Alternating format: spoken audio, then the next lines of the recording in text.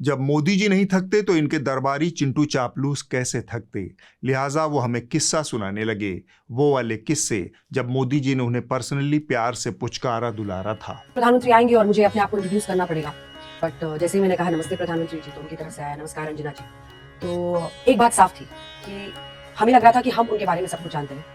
हम प्रधानमंत्री को देख रहे हैं, उनकी पूरी जीवनी को, कब, किस साल, किस ईस्वी में क्या किया, ये सब हम सोच रहे हैं कि हम जानते हैं उनके बारे में, बट वो भी आपको उतना ही जानते हैं। 10 साल बाद जब मैं नरेंद्र मोदी जी से मिला तो वो सीधा आए और उन्होंने हाथ मिलाकर मुझसे कहा, कैसे हो अशोक। तो मुझे लगा कि आपको याद है अशोक श्रीवास्तव के बारे में, तो मैंने उनसे ऐसे पूछा, आपको याद है? तो उन्होंने बोला, हाँ बिल्कुल अच्छी तरह से याद है, आखिरी बार हम विज्ञान भवन में मिले थे।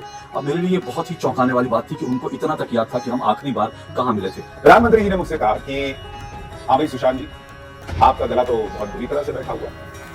तो मैं हैरान है, मुझे लगा था शो के बारे में कुछ बोल रहे होंगे, कोई खबर के बारे में कुछ बोलेंगे, क्या हुआ है, नहीं वो 10 चीजें। उन्होंने कहा कि आपका गला बैठा हुआ है, नौकरी बहुत जरूरी चीज है लेकिन स्वास्थ्य भी बहुत जरूरी है। और उन्होंने बताया कि वो कहीं किसी पॉलिटिकल कार्यक्रम से गए हुए, शायद केरल या कहीं गए थे और वहां से लौटे और उन्होंने पाठशाला लगाया तो देखा कि मेरे गले की बड़ी बुरी हालत है। तो उन्होंने मुझे नसीहत दी कि थोड़ा गले का ध्यान रखिए, थोड़ा अपने स्वास्थ्य का ध्यान रखिए, और ये जरूरी है क्योंकि भाई आप काम कर रहे हैं, घर परिवार को भी साथ लेकर चलना है, तो अपना हेल्थ जो है उस पर भी ध्यान रखिए। इतने तो केयरिंग है प्रधानमंत्री जी, और नाम तक याद रखते हैं।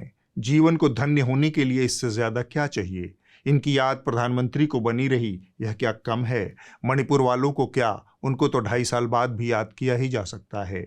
वाकई थैंक यू मोदी जी। मुझे क्रेडिट नहीं चाहिए,